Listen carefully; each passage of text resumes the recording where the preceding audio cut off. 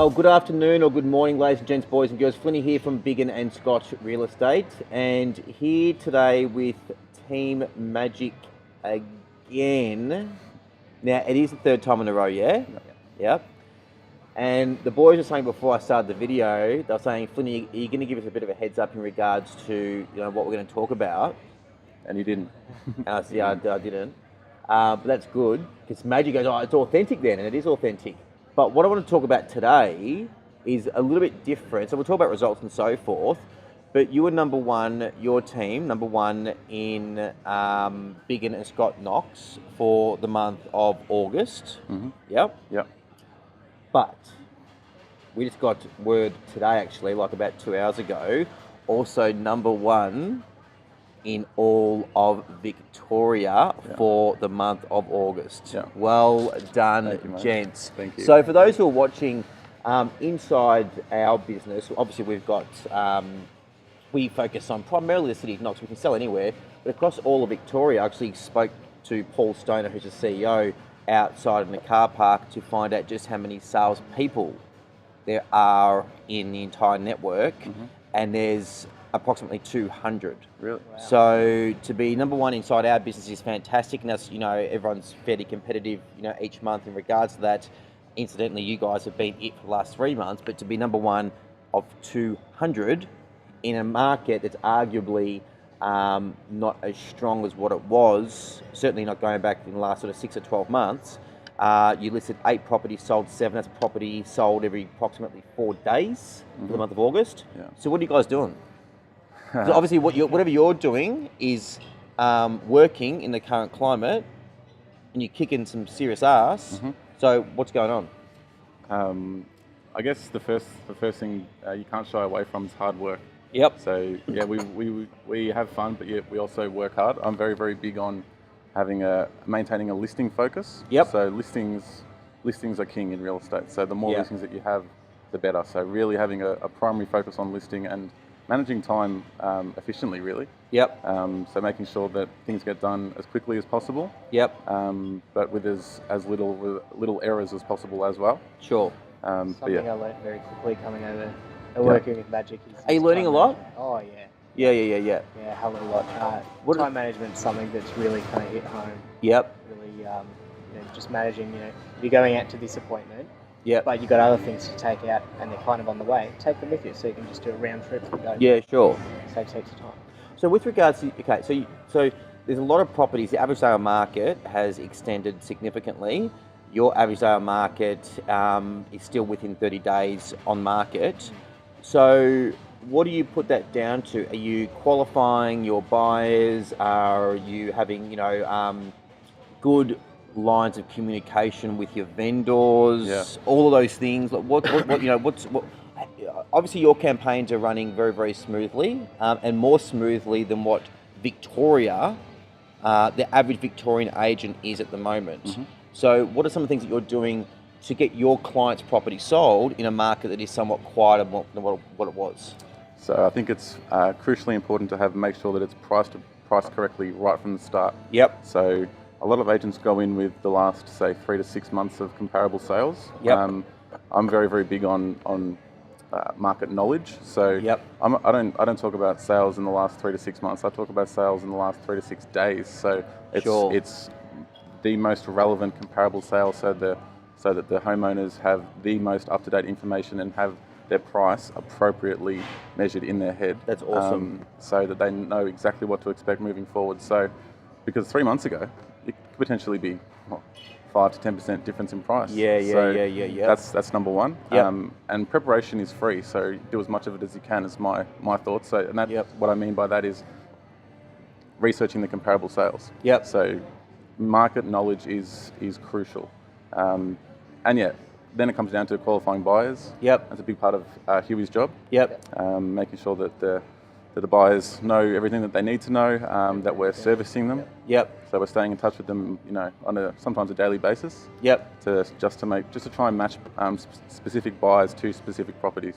Are you finding that you're doing more private inspections or more second inspections, third inspections, and even fourth inspections as opposed to the market that was? Yeah, absolutely. Yeah. Yeah. So often my phone will go off saying, Mike, can I see this property? And when the market was booming, it was like, nah, come to the open for inspection. There. Whereas now, like you jump onto them. So yeah, sure, when do you want to go? Yeah, sure. And we take them through. So how many privates did you do today? 3? Yeah, 3 already. Yeah, okay. And with regards to, so essentially, the market that was, when a buyer wanted to inquire on a property, you had so much inquiries. If you would actually take them out and do a private inspection, you wouldn't have time to do anything else because there were so many buyer inquiries. When now, in regards to servicing those buyers, you need to somewhat be Johnny on the spot. Yeah. They want to go through and to a certain degree, gain loyalty from buyers as well. Yeah. Obviously, not as much as what you do with vendors because they are the lifeblood of your business. Yeah. But it's just, and that's important that an agent understands that, and obviously the results speak for themselves in regards to whatever you're doing. Is clearly working and is far superior in regards to what else is happening out there in the Victorian market at the moment. What were some of the highlights last month in regards to some of the sales that you achieved? Yeah, so our clients Nathan and Bryony, their property at 16 Old Forest Road in the Basin, probably a highlight sale. That one sold in.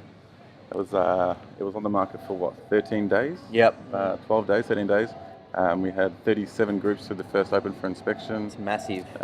It was a beautiful home at Old Forest Road. That one sold for $41,000 higher than the owner's dream price. So $641,000 for a 2-bed, 1-bar. Yeah, 2-bed. Yeah. So that was a real highlight. 9 offers on the property. 9 offers. Yeah. That's crazy. Yeah.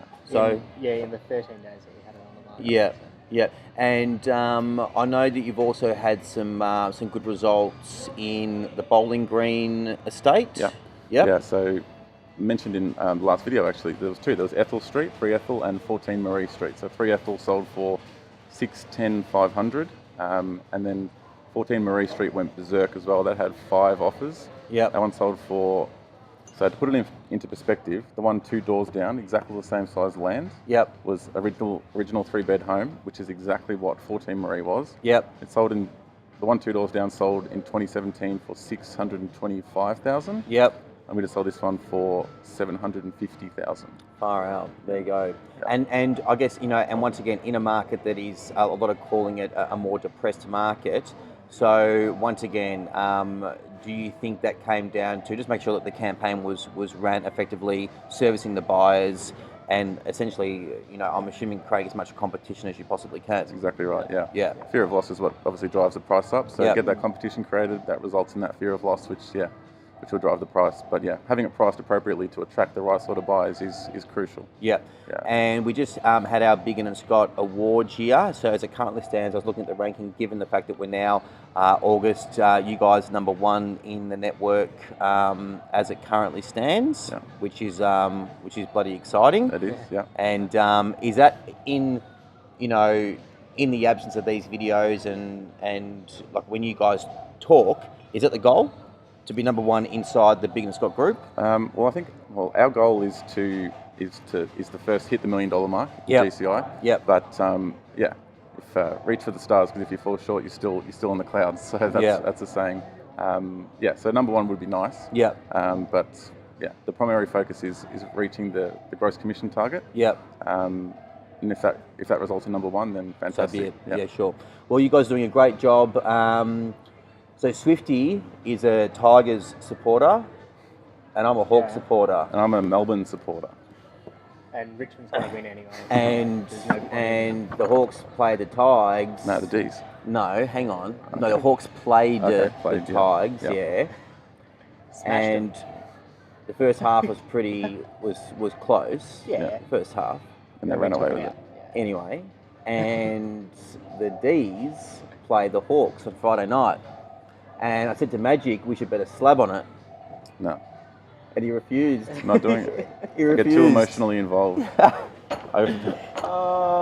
If Melbourne lose, I'll be that depressed that I have to deal. Then I would have to deal with you, and I couldn't do it. I could not do it. So anyway, it's but the Tigers are looking pretty good this year. Yeah, they'll be tough to beat. I think the only team that can beat them is Melbourne. Is Hawthorn, yeah. We'll bounce back. But anyway, if you do have teams in the finals, good luck. Actually, a lot of people are behind the D's this year. Yeah. It's like Yeah. the Tigers Yeah, were like last year. yeah. No one hates the D's because we've been that bad for that long. That's fair point. No one hates us. That's fair point. That's fair point. Go D's. But anyway, thank you all for watching, gents. Congratulations. Thanks, mate. Awesome Thank you. effort. And yeah, number one inside our business, but also number one in Victoria. So awesome effort. Keep up the good work. And yeah, back here next month, possibly for the 4th time in a row. We'll see. Really well done. Thanks for watching, guys. Cheers.